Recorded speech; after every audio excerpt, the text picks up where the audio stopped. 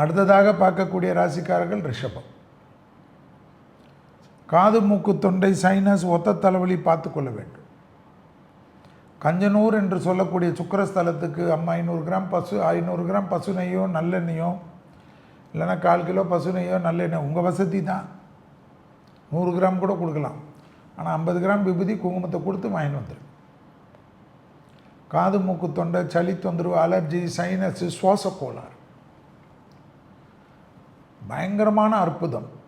பழைய கடன்கள் செட்டில் செய்வது, எதிரிகள் விஷயத்தில் ஜெயிப்பது, வழக்குகளில் வெற்றி ஏற்படுவது, அரசுத்துறை அரசியல்வாதிகள் மிகப்பெரிய பொசிஷனுக்கு வருவது, மரண பயம் நீங்குவது, தேக ஆரோக்கியத்தில் 1 நாள் 2 நாள்லாம் ஹாஸ்பிட்டலில் இருந்து மொத்தமாக பர்ஃபெக்ட் ஆகிட்டு வர்றது, ரெகுலராக அடிக்கடிக்கு எனர்ஜி வேணும் ட்ரிப்ஸ் எல்லாம் போட்டுக்கிறது, தொழிலில் கண்டிப்பாக அனுகூலம் காணப்படுவது, தொழில் மாற்றம், உத்தியோக மாற்றம், வியாபார மாற்றம், படிப்பு மாற்றம் நிச்சயமாக ஏற்படும்.